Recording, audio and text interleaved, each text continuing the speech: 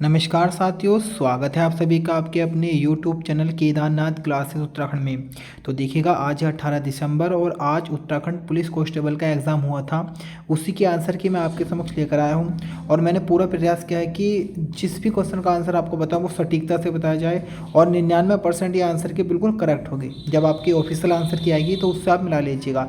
बाकी देखिएगा, सभी से एक ही रिक्वेस्ट है, जितने भी हमारे भाई बहन इसको देख रहे हैं तो बहुत मेहनत के बाद इसको बनाया गया है, तो एक बार चैनल को सब्सक्राइब कर दें, वीडियो को लाइक ज़रूर करें और कमेंट अवश्य करना और अधिक से अधिक छात्रों को शेयर करना है जो भी आपके साथी इसमें जुड़े हुए हैं।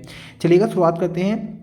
पहले हम देखेंगे, इसमें हिंदी को सोल्व करेंगे। क्वेश्चन नंबर 1 है, कबीर निम्नलिखित शाखा के प्रतिनिधि कवि हैं। मतलब जो कबीर हैं उन्हें किस शाखा कवि माना गया है? तो ऑप्शन बी आपका सही होगा, ज्ञान आश्रय। क्वेश्चन नंबर 2 है, श्री कृष्ण की तबली के रचयिता कौन है? तो ये बच्चों आपके होंगे तुलसीदास, ऑप्शन बी सही है। क्वेश्चन नंबर 3 है, कर्म भूमि के लेखक का नाम क्या है? तो देखिएगा, ये अगर हम बात करें कर्म भूमि के जो लेखक है वो है मुंशी प्रेमचंद जी, ऑप्शन डी आपका करेक्ट हो जाएगा। हेम क्रीटनी के रचयिता कौन है? माखनलाल चतुर्वेदी जी, ऑप्शन ए सही है। क्वेश्चन नंबर 5 है, महादेवी वर्मा के रेखा चित्र भक्तिन के प्रमुख पात्र जो थी भक्तिन, उनका वास्तविक नाम क्या था? तो ये था लक्ष्मीन या लक्ष्मी, उसको हम बोल सकते हैं, ऑप्शन सी सही है। भारतीय आर्य भाषा के विकास क्रम में पाली व प्राकृत के उपरांत तीसरी भाषा क्या है? तो देखिएगा, पाली, प्राकृत, अपभ्रंश, अभट्ट इस तरीके से आता है, तो तीसरे पे आपका अपभ्रंश होगा। क्वेश्चन नंबर 7 है, कुमाऊनी बोली का प्रमुख क्षेत्र है। तो देखिए, कुमाऊनी बोली का हम बात करें तो मुख्यतः ये आपका नैनीताल और अल्मोड़ा वाले एरिया में बोली जाती है, ऑप्शन बी से। देवनागरी लिपि का जन्म कहाँ पर हुआ था? तो देखिएगा, सॉरी, किस लिपि से हुआ है? तो देवनागरी लिपि आपकी ब्राह्मी लिपि से बनी है, ऑप्शन सी आपका करेक्ट हो जाएगा। क्वेश्चन नंबर 9 है, जब लिखने से कोई अंश छूट जाता है तो उसे प्रदर्शित करने के लिए कौन सा चिन्ह प्रयुक्त किया जाता है? तो ये बच्चों आपका किया जाता है आपका हंस पद। इस तरीके से एक होता है, आप लूसेंट पढ़ेंगे हिंदी की, वहाँ पे आपको मिलेगा। तो हंस पद चिन्ह का हम प्रयोग करते हैं। क्वेश्चन नंबर 10 की तरफ बढ़ते हैं, भाषा की सबसे छोटी ध्वनि इकाई जिसके खंड नहीं किया जा सके वह क्या है आपका? तो बच्चों वो आपका वर्ण कहलाता है। तो आपको पता होगा, मान लो कोई कै ख है तो ये एक प्रकार का वर्ण, और जब सबसे छोटी इकाई इसको माना जाता है, इसका हम खंड एकदम से नहीं कर सकते, मतलब खंड नहीं कर सकते। वाक्य होगा, पद होगा, शब्द होगा, वो सब खंडित हो सकते हैं, लेकिन वर्ण कभी खंडित नहीं होगा। तो ऑप्शन सी है, और यही सबसे छोटी इकाई माना जाता है भाषा की। क्वेश्चन नंबर 10 है, अंतिम शब्द में कौन सा प्रत्यय है? तो देखिएगा, अंतिम शब्द की अगर हम बात करें बच्चों, तो अंतिम शब्द में ये आपका प्रत्यय है इम प्रत्यय, ऑप्शन सी अभी आपका करेक्ट होगा। देखिएगा, पहली मैं बात करूँ तो पेपर की, तो पेपर आपका ठीक ठाक तरीके से था ना, हम इसको बहुत आसान भी नहीं बोल सकते क्योंकि जो करंट अफेयर्स के क्वेश्चन थे उन्होंने बच्चों को काफ़ी घुमा दिया है। जो भारत का उत्तराखंड करंट था तो वो बहुत अच्छे लेवल का आया है। बाकी उत्तराखंड की अगर मैं बात करूँ तो ठीक ही था, इसको बहुत भी आसान नहीं बोल सकते हैं, मतलब ठीक था, मॉडरेट लेवल का था, और हिंदी ठीक ठाक थी, और जीएस के जो अदर क्वेश्चन थे वो आसान थे। बाकी जीएस का जो करंट अफेयर्स और उत्तराखंड का वो काफ़ी हार्ड था। बाकी देखिए, क्वेश्चन नंबर हमारा 12 में लिखने से स्त्रीलिंग शब्द हैं। तो देखिए, नीम अरावली एक प्रकार का आपका पर्वत है, नीम आपका पेड़ है, जामुन भी एक प्रकार का आपका वृक्ष है, तो ये सब आपके पुरलिंग है। चंबल की मैं बात करूँ तो एक ये नदी है आपकी, तो ऑप्शन डी आपका करेक्ट हो जाएगा।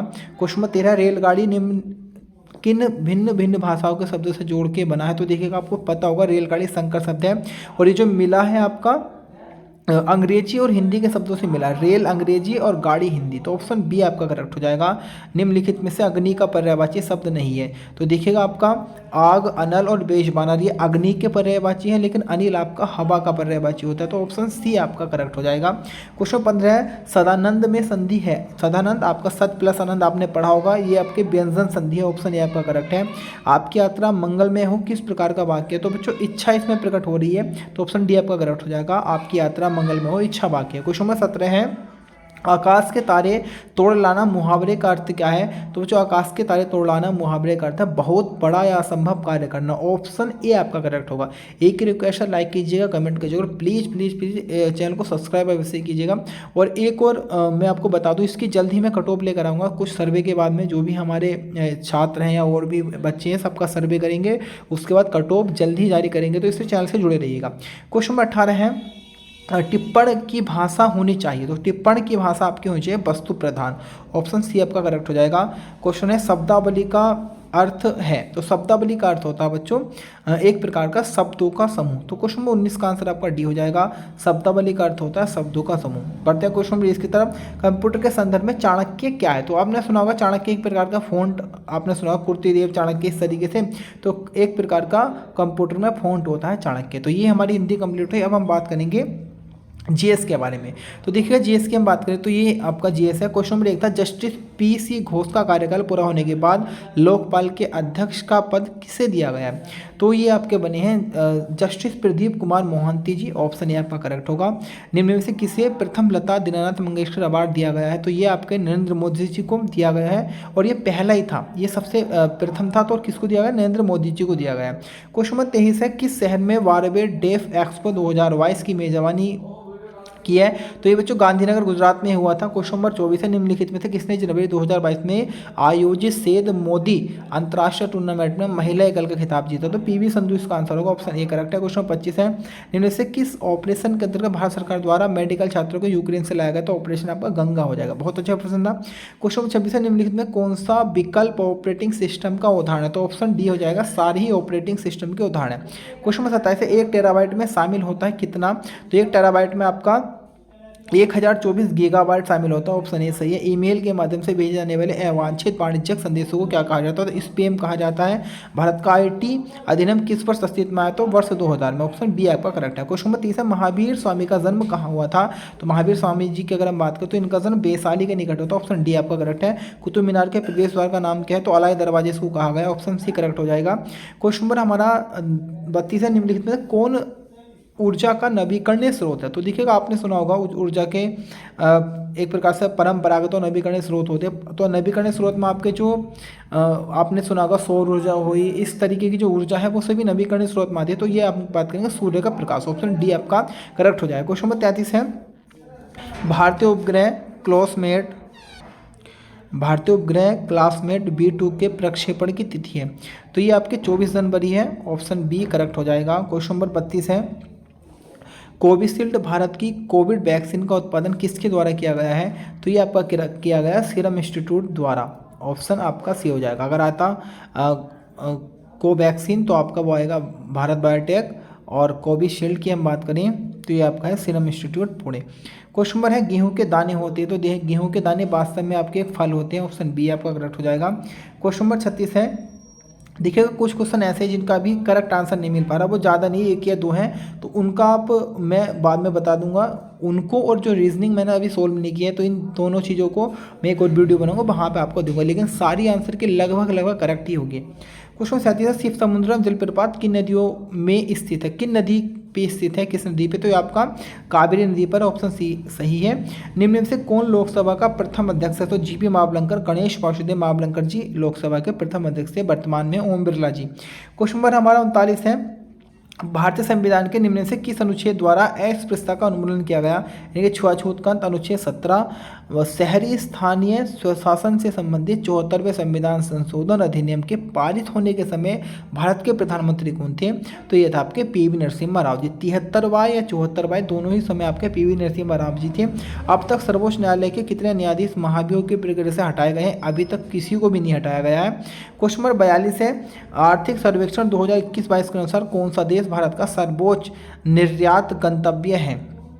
तो यह है आपका, मतलब भारत ने आर्थिक सर्वेक्षण के अनुसार सर्वाधिक निर्यात किस देश को किया है? तो ये आपका आएगा संयुक्त राज्य अमेरिका। ऑप्शन सी करेक्ट है, अमेरिका इसका आंसर हो जाएगा। क्वेश्चन नंबर 43 है, निम्न में से कौन सा भारत सरकार की काश्तकारी व्यवस्था में सुधार का अंग नहीं है? तो इसको हम देखिएगा, इसमें थोड़ा डाउट है, सॉल्यूशन में सही से इसको देखना पड़ेगा कि क्या इसका आंसर होगा। बाकी आपको आंसर करेक्ट पता है तो आप कमेंट बॉक्स में कमेंट कर सकते हैं। क्वेश्चन नंबर हमारा 44 है, किन 2 बैंकों को हाल ही में पंजाब नेशनल बैंक में विलय कर दिया गया है? तो बच्चों ये है आपके ओरिएंटल बैंक ऑफ कॉमर्स एवं यूनाइटेड बैंक ऑफ इंडिया। तो ऑप्शन बी करेक्ट है। क्वेश्चन 45 है, निम्नलिखित में से कौन सी भारत में संघीय वित्त की समस्या नहीं है? तो वित्त आयोग का बढ़ता महत्व, ये एक प्रकार की हम कह सकते हैं कि वित्तीय समस्या नहीं है। ऑप्शन डी करेक्ट है। उस एकमात्र, ये क्वेश्चन नंबर 46 का आंसर आपको कमेंट बॉक्स में कमेंट कर देना है, क्या होगा। क्वेश्चन नंबर हमारा 47वां है, बोस्टन चाय पार्टी किससे संबंधित है? तो अमेरिका से संबंधित है बोस्टन चाय पार्टी। ये आंसर आपका करेक्ट हो जाएगा। बुशमैन जो एक प्रकार की जनजाति है, तो बुशमैन जनजाति किस क्षेत्र में रहती है? तो बच्चों कालाहारी मरुस्थल क्षेत्र में मुख्यतः रहेगी। ऑप्शन डी करेक्ट है। क्वेश्चन नंबर हमारा 49 है, भारत वन स्थित स्थिति सर्वेक्षण 2021 के अनुसार किस राज्य में सर्वाधिक वन है? तो देखिएगा, अगर हम बात करें सर्वाधिक वन आपके एमपी में है, उसके बाद अरुणाचल में, उसके बाद आपका छत्तीसगढ़ में। तो यहाँ पर एमपी और अरुणाचल प्रदेश है नहीं, तो आंसर आपका छत्तीसगढ़ हो जाएगा, ऑप्शन बी करेक्ट है। ये अब रीजनिंग के क्वेश्चन है, आसान रीजनिंग थी, लेकिन अभी थोड़ा समय कम था क्योंकि बहुत बच्चे बार बार बोल रहे थे कि सर हमें पेपर दिखाइएगा कैसा है, तो इसलिए इसको हम बाद में इसका सोल्यूशन दिखाएंगे। बढ़ते हैं हम उत्तराखंड के प्रश्नों की तरफ। क्वेश्चन नंबर हमारा 61 है। उत्तराखंड की हम बात करें तो उत्तराखंड में सिर्फ करंट अफेयर्स ने थोड़ा परेशान किया होगा, और कुछ क्वेश्चन होंगे जो आपके आधुनिक इतिहास के होंगे, उन्होंने परेशान किया होगा, बाकी सब ठीक ठाक था। क्वेश्चन नंबर 61 बोलता है निम्नलिखित में से कौन सा युग्म सुमेलित या सही सुमेलित है? तो देखिएगा, अगर हम बात करें तो आपका डोडी ताल उत्तरकाशी में, हरीश ताल अल्मोड़ा में, बेनीताल चमोली में, लेकिन देवरिया ताल आपका रुद्रप्रयाग में, तो ये आपका करेक्ट हो जाएगा। बाकी तीनों गलत हैं। देवरिया ताल रुद्रप्रयाग में ये करेक्ट है। क्वेश्चन नंबर 62 का आंसर अभी सही से देखना पड़ेगा, वो मैं आपको बता दूंगा। बढ़ते हैं क्वेश्चन नंबर 63 की तरफ। निम्नलिखित हिमनदों एवं जनपदों में कौन सा सही सुमेलित नहीं है? तो कफनी आपका बागेश्वर में है, रालम पिथौरागढ़ में, खतलिंग उत्तरकाशी में नहीं, टिहरी में, तो ऑप्शन सी करेक्ट हो जाएगा। उत्तराखंड विधानसभा में अनुसूचित जनजाति के लिए कितनी सीट आरक्षित है? अनुसूचित जनजाति की बात करिए तो एसटी के लिए 2 हैं और एससी के लिए 13 है, तो ऑप्शन बी करेक्ट है। क्वेश्चन नंबर हमारा 65 है। निम्न में से किस मुख्यमंत्री द्वारा उत्तराखंड में पंचायतों में महिलाओं का आरक्षण 33% से बढ़ाकर 50 किया गया है? तो बच्चों ये हमारे थे भूपेंद्र चंद्र खंडूरी जी, ऑप्शन बी करेक्ट है। क्वेश्चन नंबर 66 है। उत्तराखंड विधानसभा के प्रथम मनोनीत सदस्य इनमें में से कौन थे? आप सभी को पता होगा 70 का चुनाव होता है, एक एंग्लो इंडियन मनोनीत होते हैं उत्तराखंड विधानसभा में, तो ये थे आपके Shri Russell Valentine Gardner, option A correct है। कांग्रेस पार्टी के समय 2 बार इनको मनोनीत किया गया था। क्वेश्चन नंबर हमारा 67 है। उत्तराखंड के पहले मुख्यमंत्री कौन थे? तो नित्यानंद स्वामी जी थे, ऑप्शन बी आपका करेक्ट है। तो देखिएगा, नॉर्मल उत्तराखंड तो बहुत आसान है, लेकिन थोड़ा इतिहास में थोड़े से क्वेश्चन ऐसे हैं जो हमें घुमा सकते हैं। बाकी देखिएगा, बहुत कम, चंद पवार से इतने क्वेश्चन नहीं बने हैं, ब्रिटिश काल से भी नहीं बने, सिर्फ आधुनिक लड़ाइयों से बने हैं एक तरीके से। क्वेश्चन नंबर हमारा 68 है। उत्तराखंड विधानसभा के प्रथम अध्यक्ष कौन थे? तो देखिएगा, सीधी सी बात है, प्रकाश पंत जी प्रथम अध्यक्ष थे, ऑप्शन सी सही है। उत्तराखंड से राज्यसभा में सदस्यों की संख्या कितनी है? तो बच्चों 3 सदस्य हैं, ऑप्शन बी करेक्ट है। क्वेश्चन नंबर 70 का आंसर आप कमेंट बॉक्स में कमेंट कर सकते हैं। क्वेश्चन नंबर हमारा 71 है। उत्तराखंड में नंदा देवी शिखर की ऊंचाई क्या है? तो नंदा देवी की ऊंचाई है 78-17, तो यहाँ 16 ऑप्शन में कोई बात नहीं, करीब ही चल जाता है, तो ऑप्शन हमारा ए करेक्ट हो जाएगा, 78-17। क्वेश्चन नंबर 72 की तरफ बढ़ते हैं। भारतीय हिमालय की पूर्वी व पश्चिमी सीमाएं क्या हैं? तो भारतीय हिमालय की जो पूर्वी और पश्चिमी सीमाएं हैं बच्चों, वो हैं आपका, अगर हम बात करें तो पूर्वी और पश्चिमी सीमाएं इनके द्वारा मालूम की गई है। तो अगर हम बात करें इस प्रश्न की, तो थोड़ा डाउट वाला एक क्वेश्चन हम इसको बोल सकते हैं। इस प्रश्न का आंसर आपको मैं बाद में बताऊंगा सही से, अच्छे से एक बार अच्छे से अध्ययन करके, उसके बाद थोड़ा सा बताइए। थोड़ा डाउटफुल वाला क्वेश्चन है, क्योंकि वैसे अगर भारत के संदर्भ में देखें तो भारत के सबसे पूर्वी जो पर्वत पड़ता है वो नामचा बरवा पर्वत देखने को मिलेगा। भारत में अगर हम बात करें तो सबसे पूर्वी नामचा बरवा, लेकिन इसने थोड़ा आपका प्रश्न दिया देखिएगा, पहले पूर्वी बोला है उसके बाद में पश्चिमी, तो इस करके तो ये पश्चिमी माना जाएगा, ये ऑप्शन होगा। तो फिर भी चलो देखेंगे, अभी आपको बताएंगे क्या होगा करेक्ट आंसर। क्वेश्चन नंबर 73, निम्नलिखित जनपदों में से नंदा देवी शिखर किस में स्थित है? तो नंदा देवी आपका चमोली में आएगा, ऑप्शन ए करेक्ट है।